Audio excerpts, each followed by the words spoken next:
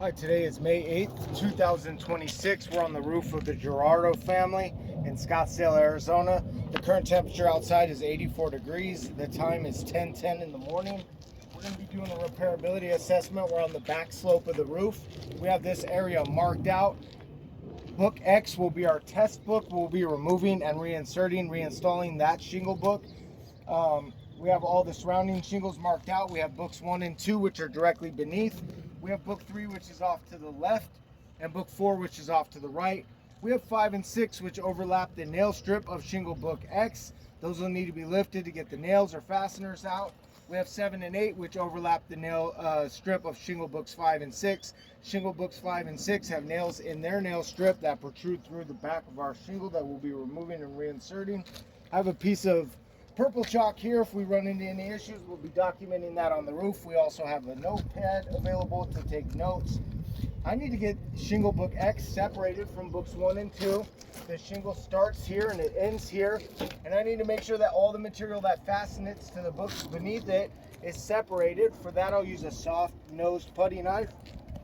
Start right here at the strongest part of the shingle, which is where the teeth are, and we'll just work our way across. We gotta go slow. We don't want to rip or tear anything. There we go. We do have shingle book X released, and as I run my fingers down it, I can feel some globs of material that have transferred from off of this book onto the top. We feel these globs up here. I'll continue forward to book 6.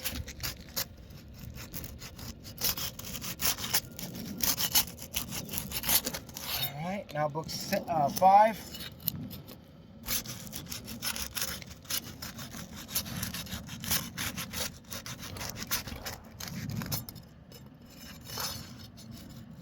Book 5 is free.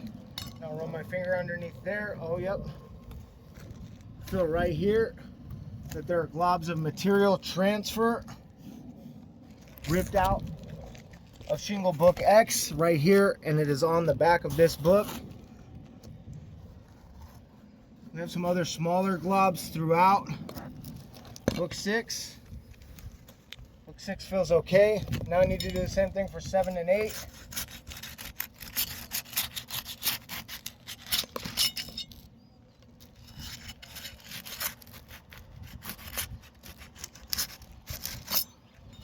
Put my finger underneath. With a large glob of material transfer here on the bottom. Here as well. So I'm going to mark these books. We have material transfer off of 5 onto 7, and we have material transfer onto 5 off of X. Now what I need to do is I need to remove the shingle from the substrate. How we do that is by releasing all the fasteners that are in the nail strip. Start right here under book 6. Locate the nail.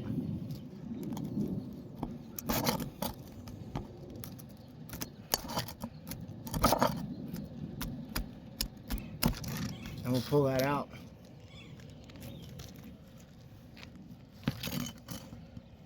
We have one here. This one is very deep. I'm going to try to dig it out, but I don't think I'm not going to be able to get to it. Can you hear my flat bar? Look right here, because of how deep and the material glue that's on top of it, I can't get that nail out from the top. I'm going to go from underneath, and it popped through.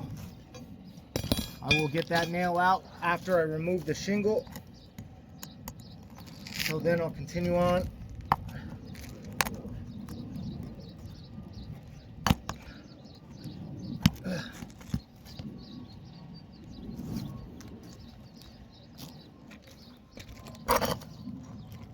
This one's pretty deep as well.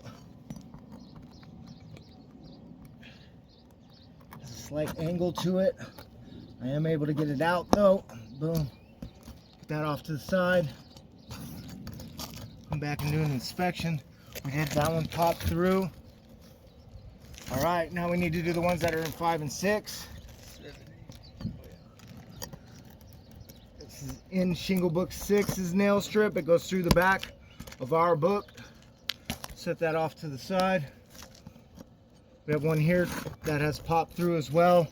I'll have to go underneath to get that one out. That's called a pop through.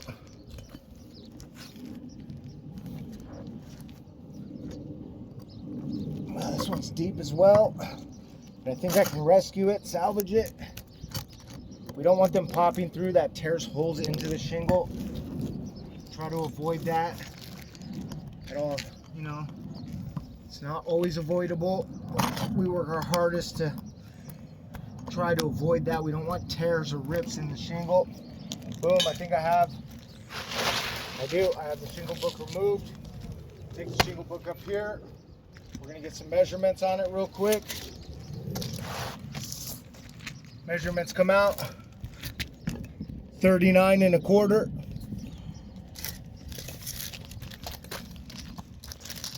We'll also get photos of this later by 13 1/4. Now what I'm gonna do is I'm gonna double look at the underlayment, making sure that we don't have any rips or tears, that we have a solidly sheetable surface. We do. This is that nail that popped through earlier that we talked about that I would get after I removed the shingle. That'll impede our reinsertion. We'll get that out of the way. Looks like we're good to go. Now I'm going to take the same shingle book. I'm going to line it back up into place where it was. And I'm going to put it back in. Make sure that we have it straight, even, and flush. We do. Now I'm going to take 1 1/4" per code roofing nails and the recommended roofing snake. The reason why we use the roofing snake is so we don't have to lift books 5 and 6 more than necessary to get an appropriate nail strike. I'm going to start over here on one end of the shingle under book 6. Make sure we're lined up in the nail strip. That's one. The roofing snake has a lip on it. It doesn't drive the nail down all the way. We can see that it's not driven down all the way. That's so I can slide the roofing snake out, come back, put the nail roofing snake on top, drive it in all the way. That is one.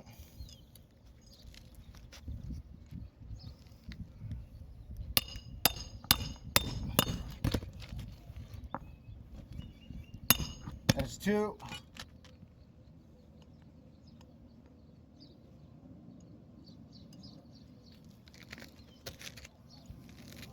In the nail strip straight. That's 3.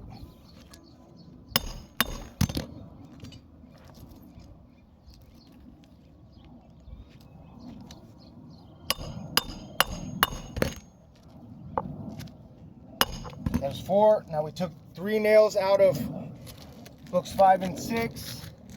So we'll put those back.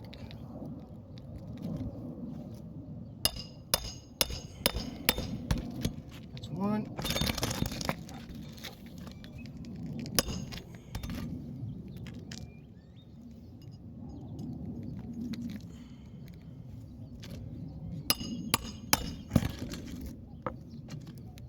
That's 2.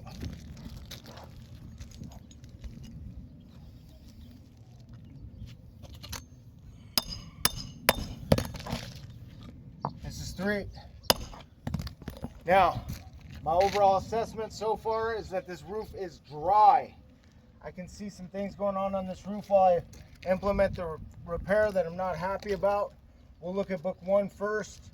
Book 1 is not affected by the repair. Book 2 is not affected by the repair. We have book 3 off to the left. It was never unsealed. It is not affected. And book 4 as well was never unsealed or touched.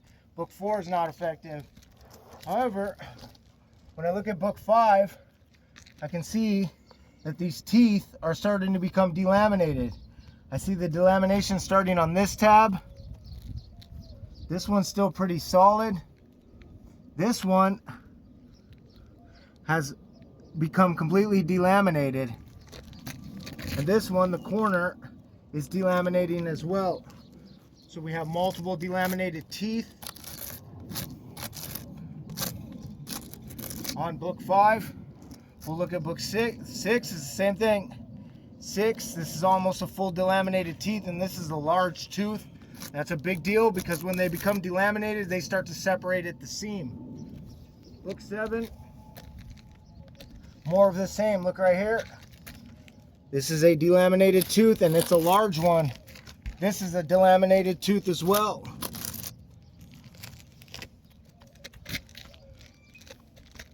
And book 8 seems to have not been disrupted. We do have small amounts of material transfer as well that were transferred from off of book X onto book 5 and from off of book 7 onto book 5. Off of book 5 onto book 7. So that leaves us with a ratio that 5, 6, and 7 have all been damaged or affected by the repair.